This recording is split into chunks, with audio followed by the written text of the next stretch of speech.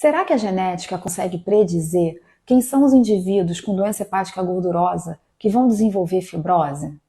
A gente sabe que só uma parte pequena dos pacientes com doença hepática gordurosa vão desenvolver fibrose. A maioria deles vão ficar a vida toda só com gordura no fígado, sem ter fibrose. Seria tão bom se a gente pudesse saber quem são esses indivíduos que vão fazer fibrose, né?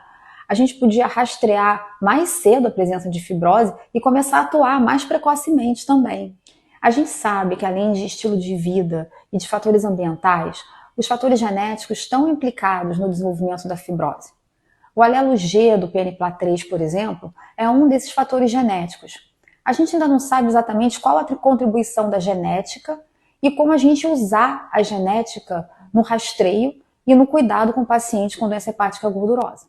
No Journal of Hepatology, recentemente, foi publicado um artigo que avaliou o aumento da fibrose a cada década de vida, essa fibrose avaliada por elastografia por ressonância, de acordo com o risco genético dos indivíduos.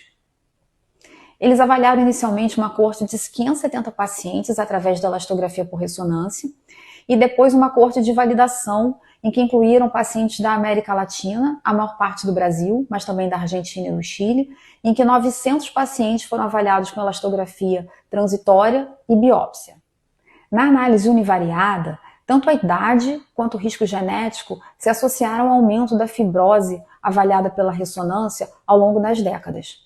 Na análise multivariada, essa associação se manteve mesmo controlando para IMC, diabetes, hipertensão, sexo e etnia.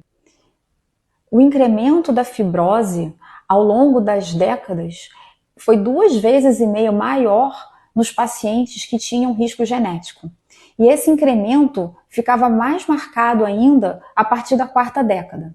De maneira interessante, e que a gente já podia esperar, nos pacientes sem um fator genético de risco, esse incremento não foi observado ao longo do envelhecimento, ao longo das décadas. Mas como implementar essa informação genética na avaliação que a gente faz dos nossos pacientes com doença hepática gordurosa? A gente sabe que o primeiro teste a ser usado é o FIB-4. Nessa população de 570 pacientes, quando foi aplicado o FIB-4, 70% deles estavam com um valor menor do que 1,3, ou seja, que afasta fibrose avançada. Só que desses, 20% tinham fibrose significativa na ressonância e 12% tinham fibrose avançada.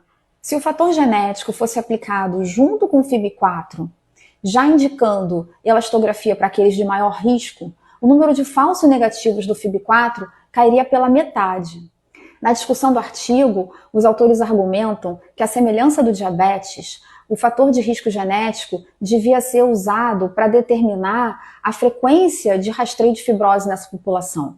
A gente sabe que o diabetes faz a doença progredir mais rápido, então o rastreio de fibrose na população com diabetes é mais frequente.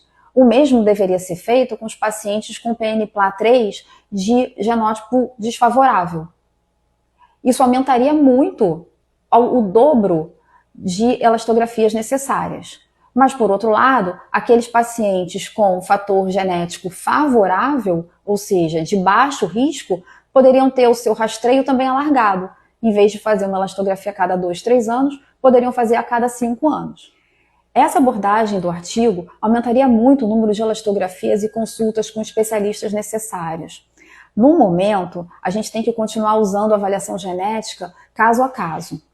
Para poder validar mesmo essa abordagem, um estudo longitudinal bem desenhado é esperado.